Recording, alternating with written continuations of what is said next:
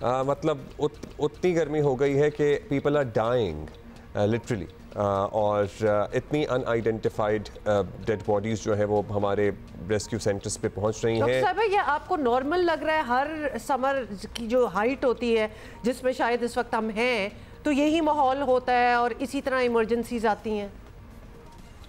अस्सलामुअलैकुम। सबसे पहले तो मैं ये कहना चाहूँगी कि यकीनन हर समर में तो नहीं, लेकिन ये गुज़श्ता 5-6 साल के अरसे से जब से ये क्लाइमेटिक चेंज आई है उस वक्त से बेशक दर्जा हरारत बढ़ता चला जा रहा है बतदरीज। Deforestation, so many other things that we know already मौजूद हैं, जिसकी वजह से अब चूँकि टेम्परेचर्स इतने पीक पे राइज कर रहे हैं, इसीलिए यूजुअली पिछले 4-5 साल का अरसा गुजर रहा है जिसमें कि हम अमूमन हर साल इस कस्म की कैजुअल्टीज और इमरजेंसीज ज्यादा मकदार में देख रहे हैं। जैसे एवरेज हम अगर अफगान की भी बात करें तो on an average we are receiving about 15 से 20 या 15 से 18 लगभग पर डे के पेशेंट्स जो हैं 12-12 घंटे की शिफ्ट्स में यूजुअली आ रहे हैं। So that is a huge number actually.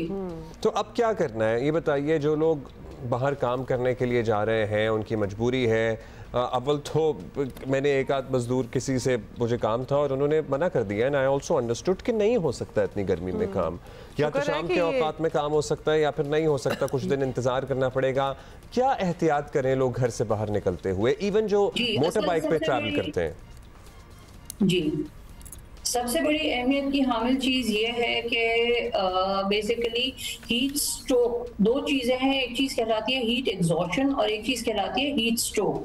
Heat exhaustion progressively आगे बढ़ता है और जब वो जानलेवा हद तक पहुंच जाती है उसकी शिद्दत, तब पेशेंट सडनली कोलैप्स करता है और यूजली हीट स्ट्रोक के साथ प्रेजेंट करते हैं। हमें जो प्रिवेंट करना है हीट स्ट्रोक, वो वजह यह है कि हमें हीट एग्जॉशन के बारे में जानना ज़रूरी है। एहतियाती तदाबीर के अंदर सबसे बड़ी बात यह है कि लोगों को ये शऊर बेदार उनके अंदर होना चाहिए कि जहां कहीं आउटडोर्स अगर काम करना डेली वेजर्स के लिए ज़रूरी है, सबसे अहम चीज़ ये है कि वो अपने पानी की इंटेक को अच्छा रखें।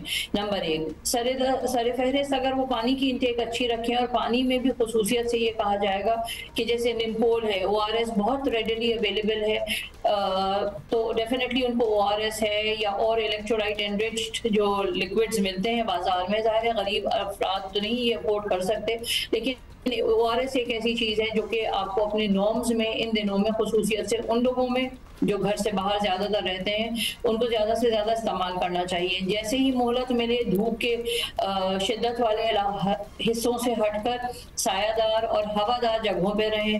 Fanning is one important thing कि लोग जो हैं अपने आप को वेंटिलेटेड रखें कि भाई कम अज़ कम पंखा झल लें अगर ज़्यादा उनको घुटन या गर्मी महसूस हो रही है, ताकि एयर एक्सचेंज की वजह से उनके जिस्म से इवेपोरेशन जल्दी हो, टेम्परेचर उनका बहुत राइज ना करे। तीसरे नंबर पे ये होता है कि आप लोगों में ये अहमियत पैदा करें कि भाई दरख्तों के साथ ज्यादातर रहें। वो अच्छा गहरा कपड़ा, सिंगल कपड़े यूजली जैसे लॉन के हैं या हल्के फैब्रिक में, वो जिसके जरिए हवा आर पार गुजर सके। लेयर्ड ड्रेसिंग गर्मी में हरगिज ना करें, क्योंकि उन लेयर्ड ड्रेसिंग्स में यूजली ये होता है कि हवा जो है उसका एक्सचेंज जिस्म के साथ उसका टेम्परेचर मजीद बढ़ाती है। तो लेयर्ड ड्रेसिंग करना जो है उसको अवॉइड करना चाहिए।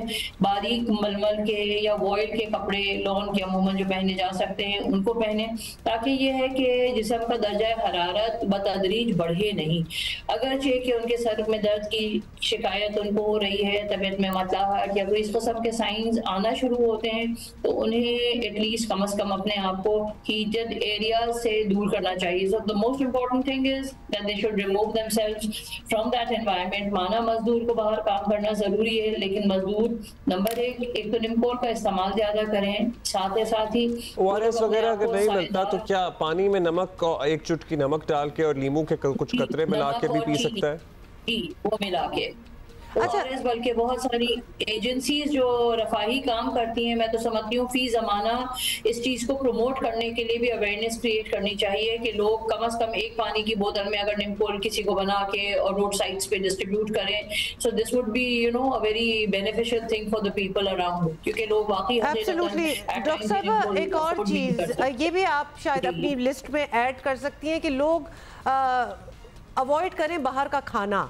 क्योंकि ये भी एक कुछ और तो करने को नहीं होता, शाम को जरा थोड़ा सा बेहतर मौसम, बेहतर क्या मौसम हुआ, जरा गर्मी कम हुई तो बाहर निकल के बाहर खाने के लिए, अब वो जो चीजें होती हैं वो तो पूरा दिन ही बाहर पड़ी होती हैं, तो इसके बारे में भी आप कुछ एडवाइस कर सकती हैं? क्योंकि पेट की बीमारियां बहुत ज्यादा फैल रही हैं इस मौसम में दोबारा अगेन। जी, बहुत अहमियत की हामिल है आपकी ये बात, क्योंकि सारा दिन ये चीजें बाहर होती हैं जिसके अंदर के कोई टेम्परेचर कंट्रोल या टेम्परेचर रेगुलेशन ऑफिशियली हमारे यहाँ नहीं किया जाता।